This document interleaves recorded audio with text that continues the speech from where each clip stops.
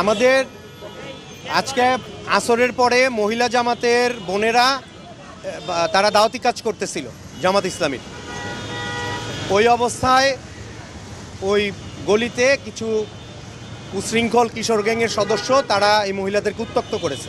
মহিলা এবং জামাতের নেতারা মিলে কোনো এক মহিলার বাসায় গিয়ে তার ভোটার আইডি কার্ড চেয়েছে এবং বিকাশ নাম্বার চেয়েছে। তো ওই মহিলা তাদেরকে আটকাইছে। দোকানে আসার পরে দেখি এখানে অনেক লোক যেন ভরা আছে। তো এই মাঝখানে দিয়ে এন কথা বলতে আছে, কথা কাটাকাটি করতে আছে। এর ভিতরে এন দুই পক্ষ কথা কাটাকাটি।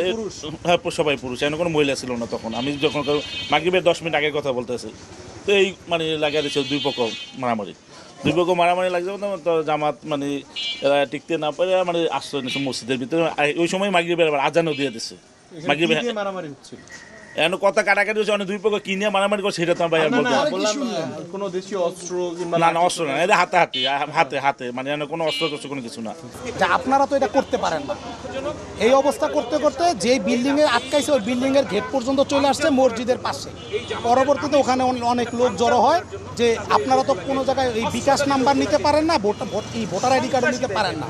তো এইটা বলার পরে ওখানে যখন তর্কাতর্কি হয় তখন আমার সভাপতি আর ওই যে নয়ন ভাই ওনারা আবার ওখানে নামাজ পড়তে যাচ্ছিল, যে মাগরিবের নামাজ পড়বে, আসরের নামাজ পড়বে যাচ্ছিল, দেখে যে এই ঝামেলা। তখন উনি যায় ওখানে বলে যে আপনারা তো এটা করতে পারেন না, 22 তারিখ পর্যন্ত নির্বাচনী প্রচারণা বন্ধ, তো আপনারা এটা কেন করছেন? তো ওনারা বলে যে আপনারা বাধা দেওয়ার কে। এটা নিয়ে ওনাদের সাথে একটা তর্কাতর্কি হয়। আমি আবার করইতলা প্রোগ্রামে যাব, বের হয়ে দেখি ঝামেলা। তো আমি যে দুই পক্ষরে বুঝায় পাঠাই দিছি এবং জামাতের যারা ওনাদেরকে বলছি দেখেন আমরা নিজেরা কোনো প্রচার করি না, সরকারের নিয়ম মানতেছি। তো আপনারা তো সিনিয়র, আপনারা কেন এটা করছেন? আবার মানুষের পার্সোনাল বিকাশ নাম্বার কেন নিচ্ছেন? এটা তো ভোট কেনার রাজনীতি না। তো ওনারা অনেক কথাবার্তা বলার পরে সরি বলছে আমাদের কাছে যে ভাই ঠিক আছে এটা ভুলে গেছে, এরকম আর হবে না। তো আমরা আবার চিনি ওনাদেরকে, তো বলছি কাকা আপনাদেরকে তো আমরা চিনি, আপনারা গোপনে এইগুলা করেন, এটা তো খারাপ। এইটা বলে আমরা ওনাদেরকে না করে চলে গেছি আমরা একটা প্রোগ্রামে যাওয়ার পরে এখান থেকে কিছু বাড়িওয়ালা আমাকে ফোন দিছে যে মিলন তোমরা যে ওখানে ওনাদেরকে বাধা দিছিল আর ওনারা অনেক লোকজন নিয়ে এখানে জড়ো করতেছে। তো আমি বললাম যে এমন তো কোনো ঘটনা ঘটে নাই, ওনারা এখানে লোক আনবে কেন? তো পরবর্তীতে মাগরিবের একটু আগে আমরা এখানে আসার পরে আমার সাথে 10-12 জন লোক ছিল। আমি ওখানে যাই দেখি অনেক লোক, প্রায় 100-200 লোক। তো আমি বললাম ভাই আপনারা কারা, কোথা থেকে আসছেন? পরে কথা বলেন। আমি বলছি ভাই আপনারা কোথা থেকে আসছেন, এত লোক কারা? আর আপনাদেরকে তো আমরা এলাকায় চিনি না, আপনারা কারা? আপনারা কি জামাতের? কয় না আমরা জামাতের না। তো পরবর্তীতে কথা বলতে বলতে কেউই স্বীকার করে না, ওনারা অনেক জড়ো হয়। তো আমি ভিতরে রোডে ঢুকে গেছি, দেখি ভিতরের রোডে অনেক লোক। এই ঘটনায় পরে যাওয়ার পরেই পিছনে আমাদের দুইটা ছেলের গায়ে তারা অ্যাটাক করে বসে। যখন ওই যে তাদেরকে জিজ্ঞাসাবাদ করতেছে আপনারা জামাত নিকা, তারা তাদের উপরে অ্যাটাক করে এবং একজনের হাত ভেঙে ফেলে, একজনের এই ঠোঁট এরকম কেটে ফেলে। তো ওরা প্রায় 2 জন আহত হয়, অনেক মারছে ওদেরকে। তখন চিল্লাচিল্লি হতেছে, ওরা চিৎকার পারতেছে। তখন আমি এবার পিছনে দৌড় দিয়ে আসার পরে দেখি যে এই অবস্থা, আমরা ধাক্কায় সরাইছি। এর মধ্যে লোকজন আরও জড়ো হয়ে গেছে। আমাদের এখানকার এলাকার যারা ছিল তারা সব মিলে মনে করেন ওদেরকে আটকায় ফেলার পরে ওরা মনে করেন দৌড়ায় যায়। যখন দেখছে অপকথা 2 দিক দিয়ে মানুষজন আটকে ফেলছে, তখন ওরা যায় মসজিদের ভিতরে ঢুকে পড়ছে। দাওয়াত বা প্রার্থীর নাম বা কোনো মার্কা বা কোনো লিফলেট কিছুই না, তারা মুখে মুখে দাওয়াতি কাজের জন্য, জামাত ইসলামের যোগদানের জন্য তারা দাওয়াতি কাজ করতেছিলেন মহিলারা। এটা আমাদের গ্রুপ প্রতি সপ্তাহেই নিয়মিত রুটিন গ্রুপ দাওয়াত, এটা সারা বছরই চলে, নির্বাচনের সাথে এটার কোনো সম্পর্ক নাই।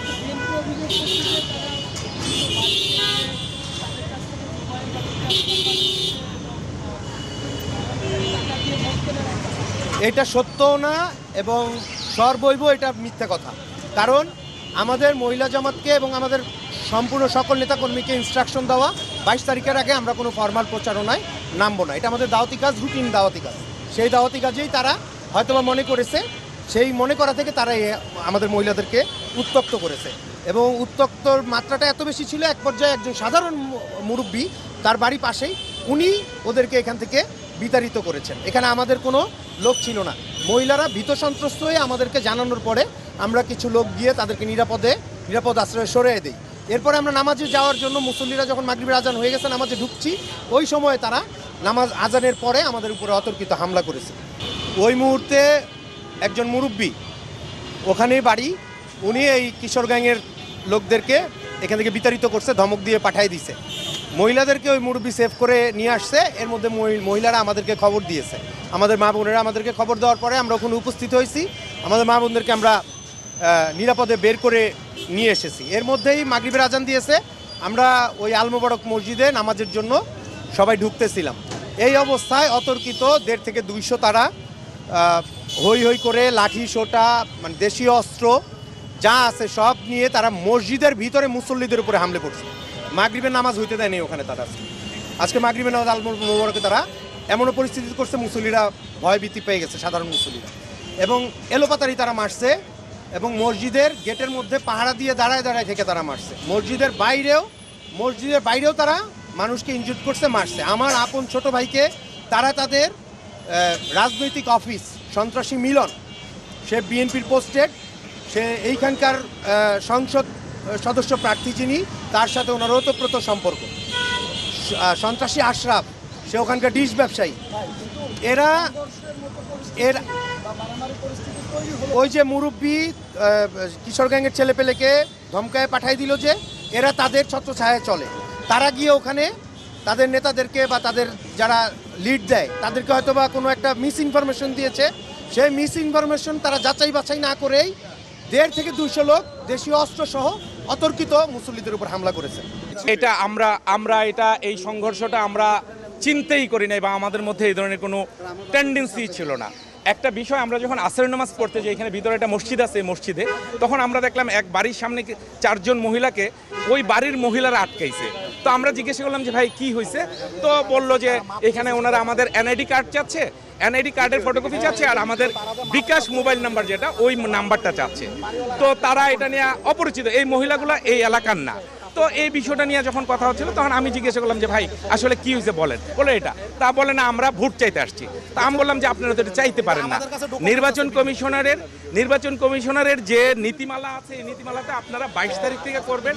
আমরা এখানে বিএনপি করি, আমরা আজ পর্যন্ত এই নির্বাচন কমিশনের নীতিমালা আসার পরে আমরা কারো কাছে ভোটের জন্য যাইনি। আমরা দুয়ার মাহফিল, আমাদের নেত্রী মারা গেছে আপনারা জানেন 30শে ডিসেম্বরে, আমরা বিভিন্ন জায়গায় দুয়ার মাহফিল করতেছি। আজকেও আমাদের একটা দুয়ার মাহফিল ছিল করইতলা, শেওড়াপাড়া করইতলা একটা দুয়ার মাহফিল ছিল, আমরা ওইখানে যাব প্রিপারেশন নিচ্ছিলাম আসরের পরে। তো যাই হোক, এর মধ্যে জামাতের 4 জন বয়স্ক পুরুষ আসছে, এসে আমার এক বন্ধু আছে এই এলাকার বাড়ির মালিক সমিতির সভাপতি, ওনার নাম আশরাফ আলী, ওনাকে হাত দিয়ে একটা মৌন ধাক্কা দিছে। তো আমি বললাম যে ভাই আপনি তো ওনাকে ধাক্কা দিতে পারেন না, আপনি ধাক্কা দিবেন কেন? আমার বলে আপনি কে? আমি বললাম যে আমি এই এলাকার লোক, আমি এখানকার বিএনপির একজন কর্মী, আপনি তো নির্বাচনে ভোট চাইতে পারেন না।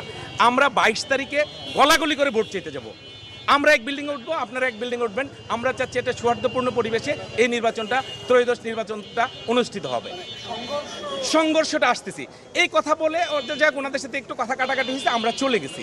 ওনারা ফোন করে বাইর থেকে মফ করার জন্য শিবিরের বেশ কিছু ছেলেপেলে 70-80 বা 100 হবে, এরকম 150 লোক হবে, এরকম কিছু লোক আইনা আমরা চলে গেছি ওই দুয়ার মাহফিলে। আমরা যখন ওইখান থেকে ফিরে আসছি, আমাদের কিছু এলাকার ভাই ব্রাদারকে ওরা আইসা ওরা আমাদের মানে একটা মফ তৈরি করে, এবং এখানে আমার এক ছোট ভাই আছে, ওর আঙ্গুল ভেঙে গেছে, আর একটা ছোট ভাই আছে, ওকে প্রচণ্ড পরিমাণে বেধড়ক মারপিট করছে। তো ওরা তো এখানকার লোকাল ছেলে, ওদেরকে সবাই চিনে, ওইটাকে প্রোডাকশন দিতে যেয়ে এসে এখানে একটা দস্তাদস্তি হয়েছে। ওদের আমরা 2-3 জনকে দেখছি যে ওরা এর মধ্যে এই সংঘর্ষের মধ্যে ওরা ব্যথা পেয়েছে। যাই হোক, এর মধ্যে মাগরিবের টাইম হয়ে গেছে, আমিও মসজিদে অ্যাকচুয়ালি আমি মাগরিবের সময় মসজিদের ফার্স্ট কাতারিতেই চলে গেছিলাম নামাজ পড়ার জন্য। তো ওইখানে দেখলাম যে ওরা প্রায় 20-22 জনের মতো মসজিদের ভিতরে বসা আছে। তো ওরা বুঝতে পারছে, তখন যখন শুনছে আমাদের লোকজনরা মারামারি করছে, তখন এখানে অনেক লোক আমাদের চলে আসছে, 1-1.5 হাজার লোক আমাদের এই এলাকার লোকজন চলে আসছে। আমরাও আসলে এখানে ছিলাম। যাই হোক, পরবর্তীতে ওনাদের লোকজন, ওনাদের যারা সিনিয়র লিডার আছে, ওনাদেরকে খবর দেওয়া হয়েছে ভাই ওরা জামাত করে, ওরা পরিচয় দিতে লজ্জা পায়, আমি জামাত করি। ওনাদের সিনিয়র লিডার, আমরা ওনাদেরকে বলছি ভাই মারামারি যা করছেন আমরা সমাধান করে দিব।